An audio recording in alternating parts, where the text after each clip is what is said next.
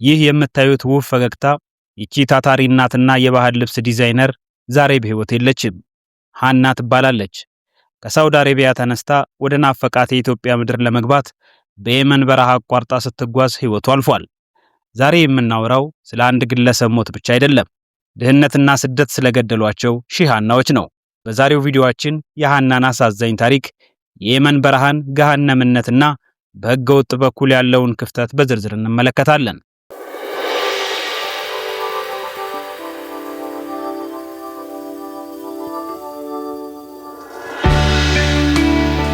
ሃና በስደት ሀገር ተስፋ ያልቆረጠች ሴት ነበረች። የባህል ልብስ መሸጫ ሱቅ ከፍታ የኢትዮጵያን ጥበብ ለዓለም ስታስተዋውቅ ነበር።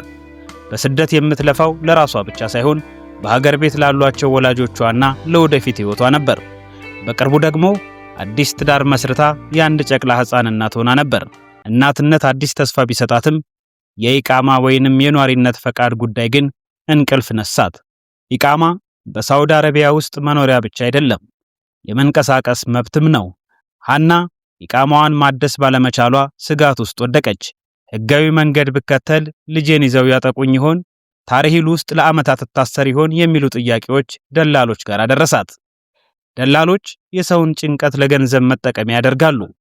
በየመን በኩል በ3 ቀን ትገባላችሁ የሚለው የውሸት ፕሮፓጋንዳቸው ሃናን ለመጨረሻው ጉዞ አነሳሳት።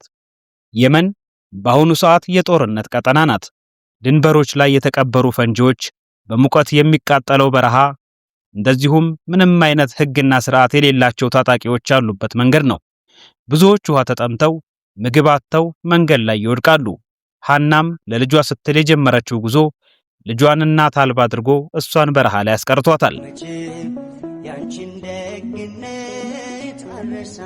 የኢትዮጵያ የወንጀል ህግና አዋጅ ቁጥር 1178/2012 የሰዎችን በህገ ወጥ መንገድ ማዘዋወርን ለመከላከል የወጣ ህግ ቢሆንም በግልጽ እንደሚደነግገው አንድን ሰው በአደገኛ መንገድ እንዲጓዝ ማድረግ ከባድ ወንጀል ነው። መንግስት ደላሎችን የመከታተልና ተጠያቂ ማድረግ ግዴታ አለበት። በውጭ ሀገር የሚገኙ ቆንስላዎች ዜጎች ሰነድ ሲጠፋባቸው ፈጣን ምላሽ መስጠት አለባቸው። ዜጎች ኤምባሲ ከመሄድ በረሃ ብገባ ይሻላል የሚል ድምዳሜ ላይ ከደረሱ በዲፕሎማሲያዊ ስራ ላይ ትልቅ ክፍተት አለ ማለት ነው።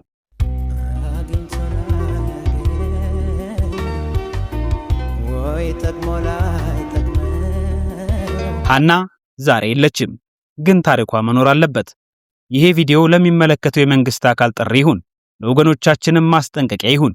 ከድህነት ይልቅ ሞት የከፋ ነው። በረሃ ላይ ወድቆ መቅረት ለቤተሰብም ትልቅ ጠባሳ ነው። ማንኛውም ሰው ለገንዘብ ወይም ለሌላ ጥቅም ሲል አንድን ሰው በህገወጥ መንገድ ድንበር እንዲያቋርጥ ካደረገ ወይንም ካደራጀ አሊያም ካመቻቸ በከባድ ወንጀል ይቀጣል። በጉዞው ላይ በሰው ህይወት፣ አካል ወይም ስነ ልቦና ላይ ጉዳት ከደረሰ ቅጣቱ ከ15 ዓመት እስከ ዕድሜ ልክ ጽኑ እስራት ሊደርስ እንደሚችል የኢትዮጵያ ህግ ስለ ህገወጥ የሰዎች ዝውውር ያወጣው ህግ ይደነግጋል። ህጉ መንግስት የዜጎቹን ደህንነት በውጭ ሀገራት የመጠበቅና በችግር ጊዜ አስፈላጊውን የህግና ዲፕሎማሲ ድጋፍ መስጠት ግዴታ እንዳለበትም ያሳስባል። የሃናን መከራ እንዳጋጣሚ ተጠቅመው በየመን በኩል ትገቢያለሽ ያሏት ደላሎች በኢትዮጵያ ህግ መሰረት ነፍሰ ገዳዮች ናቸው። የሰው ህይወት እንዲጠፋ ምክንያት መሆን በህጋችን ከፍተኛ ቅጣት የሚያስቀጣ ወንጀል ነው።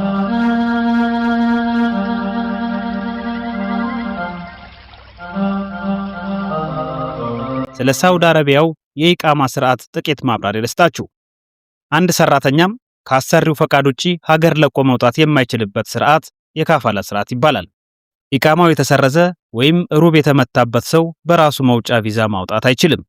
እንዲህ ያሉ ዜጎች ወደ ኢትዮጵያ ኮንስላ በመሄድ የጉዞ ሰነድ ማውጣት አለባቸው።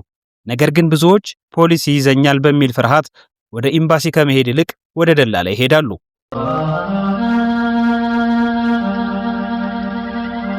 በየመን በኩል የሚደረገው ጉዞ በ3 ትልቅ አደጋዎች የተከበበ ነው። አንደኛው የባህር አደጋ፣ በቀይ ባህር ላይ የሚሰምጡ ጀልባዎች ቁጥር በየቀኑ እየጨመረ ነው።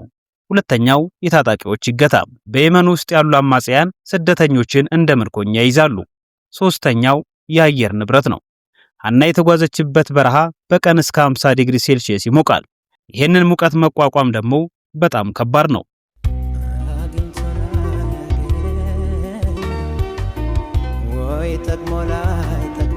ይህ ቪዲዮ በሳውዲ ለምትገኙ ወገኖቻችን ይድረስ። ኢቃማ የለኝም ብላችሁ ሕይወታችሁን ለጅብና ለበረሃ አሳልፋችሁ አትስጡ። በሕጋዊ መንገድ ታስሮ መግባት በበረሃ ከመቅረት በሺህ እጥፍ ይሻላል። መንግስትም በየመን በኩል የሚደረገውን የሞት ጉዞ ለማስቆም ከጎረቤት ሀገራት ጋር በቁርጠኝነት መስራት አለበት። ሐና ዛሬ የታሪክ አካል ሆናለች። ልጇ ግን እናቱን የሚያውቃት በፎቶ ብቻ ነው። ይሄ ሰቆቃ በሌላ እህት ላይ እንዳይደገም ሁላችንም ድምፅ እንሁን። ለሐና ነፍስ ረፍትን፣ ለቤተሰቧ መጽናናትን እንመኛለን።